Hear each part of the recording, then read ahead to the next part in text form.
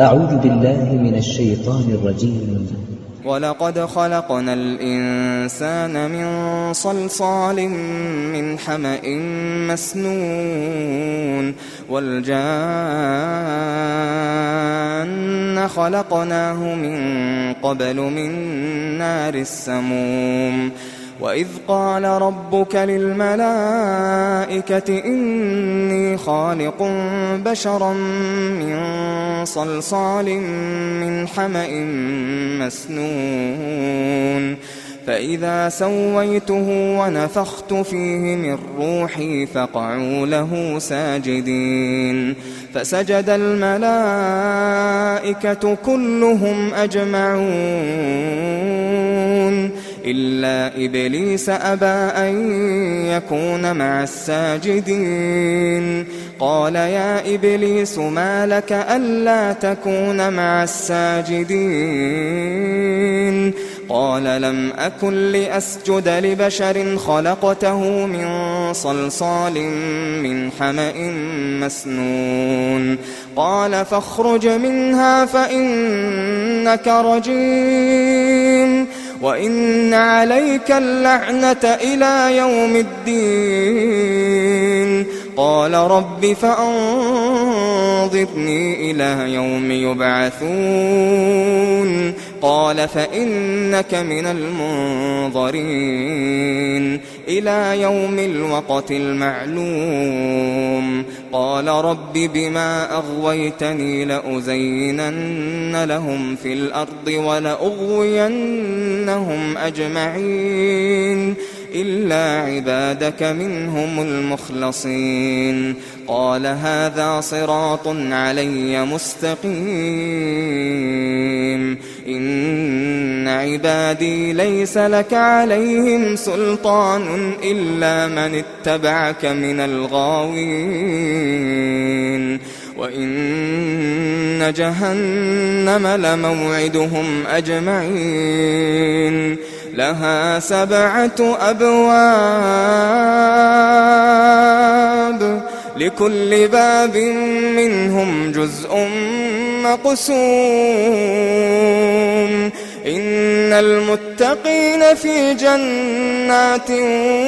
وعيون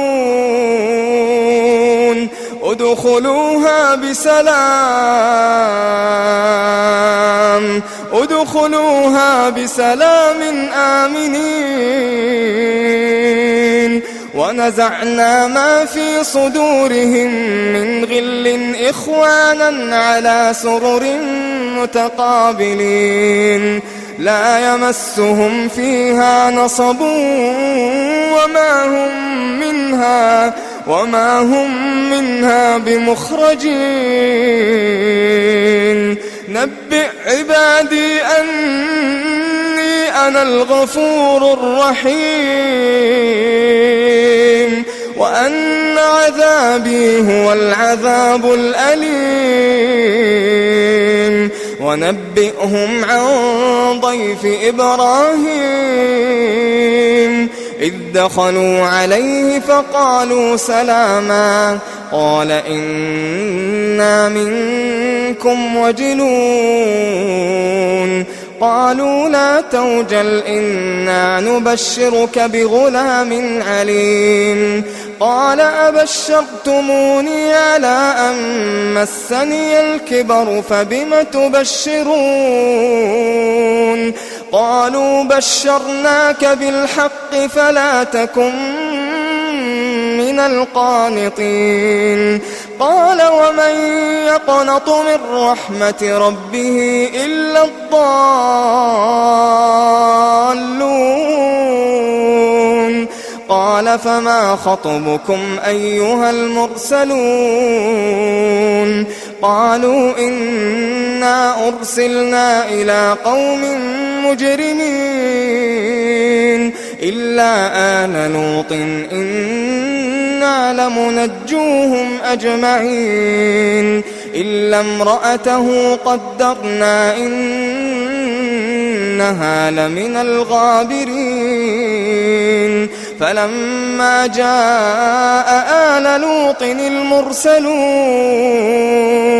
قال إنكم قوم